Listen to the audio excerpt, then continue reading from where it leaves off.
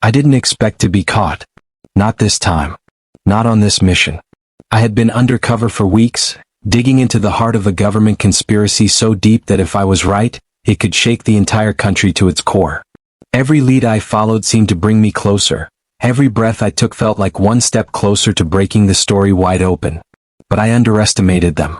Before I continue with the rest of the story, kindly do me a little favor.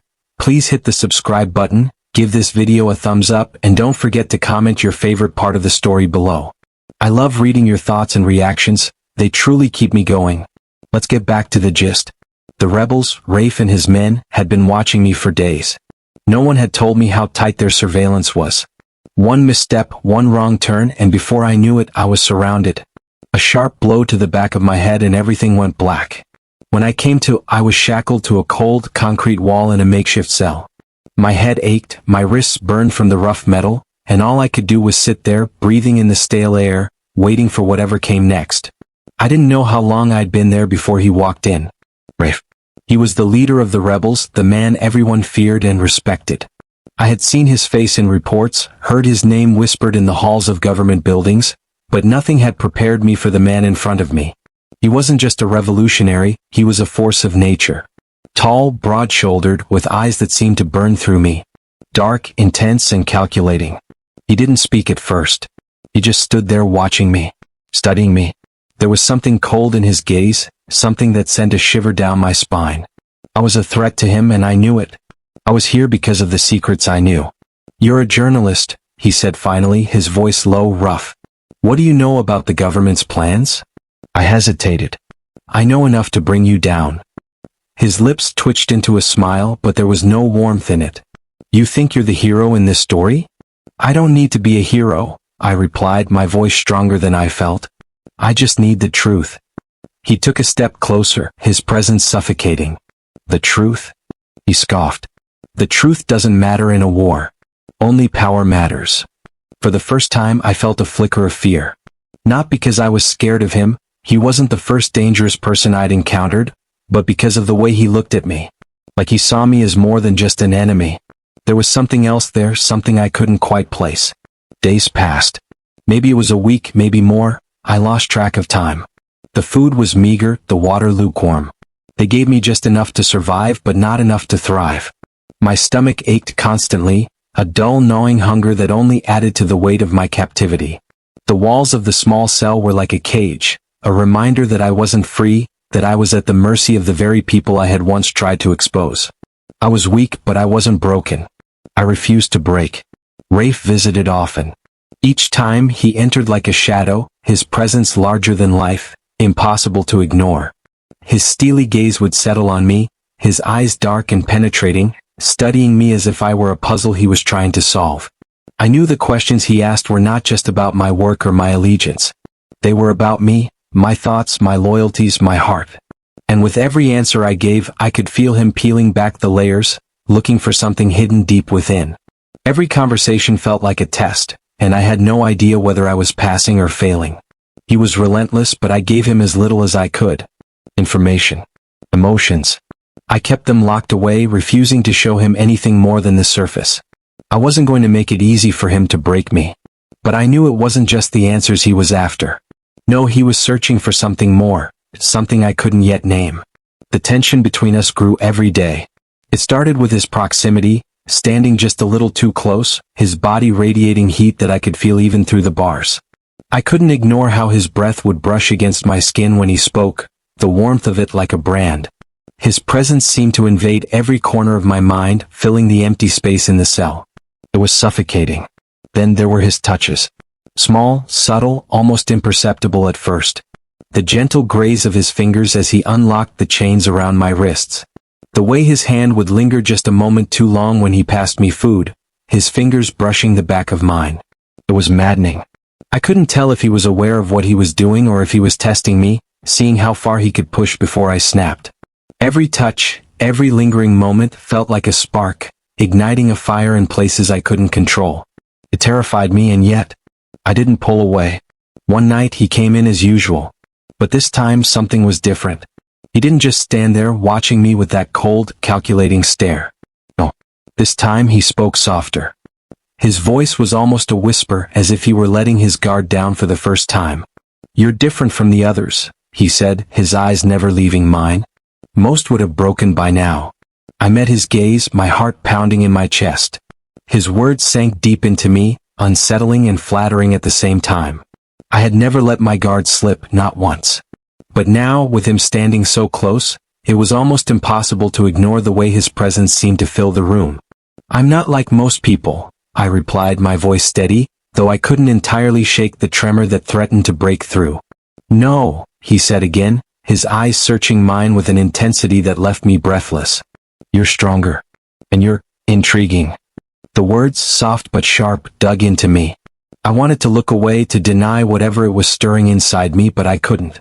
His presence, the way he spoke, the raw honesty in his voice, it all pulled me in like a magnet I couldn't resist. I had to fight to keep my focus, to keep the walls between us intact. "I'm not your enemy," I said, my voice cracking despite myself.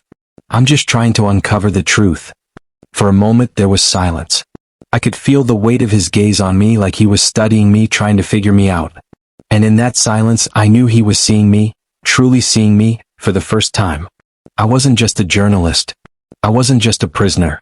I was something more to him, something he couldn't quite understand.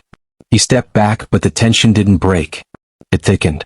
It felt like we were on the edge of something dangerous and unspoken. And despite everything, despite the confusion and the fear, part of me didn't want to step away. I didn't want to break the connection, even though I knew I should. I didn't know what this was, what was happening between us, but I knew one thing. It was something I couldn't control. And that terrified me. A week later, the guards loosened their vigilance just a little. Enough for me to slip free. I didn't plan on staying. I never wanted to stay. But when I found myself face to face with Rafe again, standing just inches apart, I couldn't find the strength to run. "You're not like the others," he repeated, his voice rough with something more than just authority. I didn't respond. I couldn't.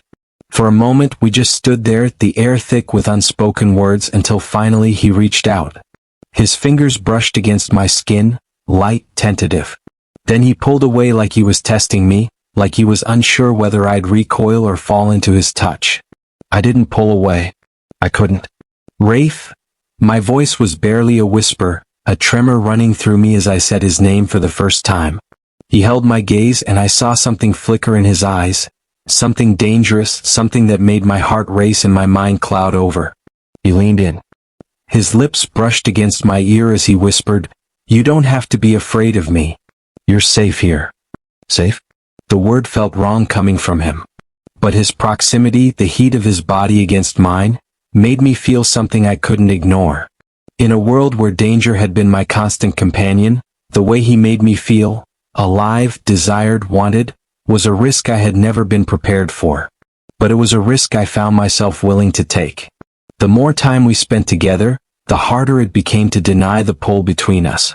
I could feel it every time he looked at me, every time our hands brushed. There was no pretending, no faking it. Rafe wanted me. And despite everything, I wanted him too. It started as something subtle. Those moments of lingering touches, the stolen glances, the quiet conversations at night when everyone else slept. But as the days passed, it grew more intense. The moments were no longer just fleeting. They were charged with something powerful, something undeniable. I knew it was wrong. I was a journalist, tasked with uncovering the truth about the rebels. He was the enemy, the man who had kidnapped me and who would eventually turn me in. But every time I looked into his eyes, every time his lips brushed mine, it became harder to care. And then one night it happened.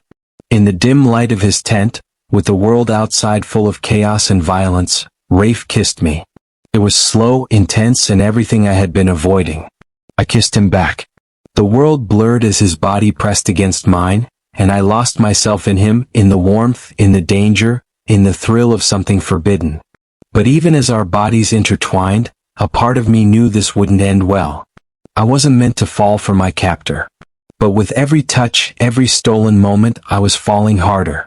And I didn't know if I wanted to stop. The rebels were closing in. My mission was clear, but so was my heart. Rafe knew I was going to betray him. He knew I was a journalist, that I would eventually use everything he told me against him. But he also knew that I cared for him. The decision came at dawn. Rafe stood before me, his face unreadable, his eyes searching mine for something. "You're leaving," he said, but it wasn't a question. It was a statement. He knew what had to happen. He was ready for it. "I'm not who you think I am," I whispered, my voice breaking. "I'm not like them." He didn't answer right away. Instead, he reached for me, his fingers tracing the line of my jaw. His touch was tender, but it didn't soften the reality of the situation. "I can't leave you," I said, my voice desperate. "I can't walk away from this." His eyes softened, but the pain in them was unmistakable. "You don't have a choice," he said, his voice low and heavy. "I can't protect you anymore. If you stay, you'll be just as much a target as I am." I didn't care. I wasn't afraid. But I knew the truth. In the end, I was never meant to be his savior. And neither was he mine. With one last kiss, Rafe pushed me away. And I left. If that ending hit you as hard as it hit me, please like this video, subscribe to the channel, and drop a comment below. Would you have stayed, or walked away like I did? Do you think Rafe truly loved me, or was he protecting himself all along? Let's talk about it in the comments. I read every single one. Thanks for stopping by.